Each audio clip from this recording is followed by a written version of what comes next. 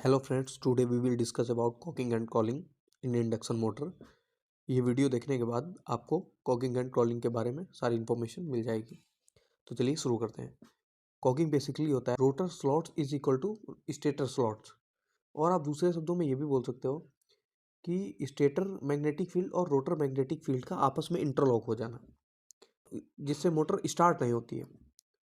इस केस से प्रिवेंट होने के लिए, इस केस से बचने के लिए हम रोटर के स्लॉट्स को थोड़ा सा तिरछा रखते हैं। जैसा कि इस पिक्चर में आप देख सकते हैं कि ये रोटर के स्लॉट्स को थोड़ा सा तिरछा काटा गया है, ना कि सीधा। इसका यही रीजन है कि हमें कॉगिंग से बचना है। ये इसके प्रिवेंशन का तरीका है कि आप कॉगिंग से इस तरह से बच सकते हैं, रोटर के स्लॉट्स को थोड़ा तिरछा करके। Crawling in induction motor. Crawling introduce होती है इंडक्शन मोटर में सेवेंथ हार्मोनिक्स की वजह से।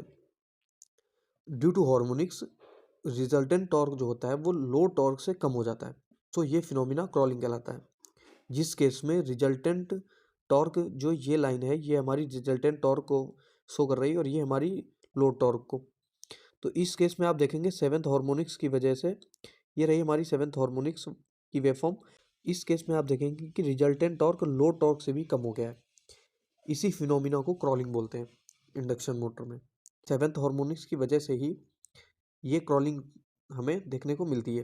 ड्यू टू हार्मोनिक्स की वजह से हमें क्रॉलिंग फेस करनी पड़ती है। हार्मोनिक्स निकालने का फॉर्मूला भी होता है 6n ± 1। आप इसमें n में ऑर्डर ऑफ हार्मोनिक्स रखेंगे। मान लीजिए फर्स्ट रखा आपने तो 7 और 5। 7 हो जाएगी फॉरवर्ड हार्मोनिक्स एंड 5th हो जाएगी बैकवर्ड हार्मोनिक्स। Thank you.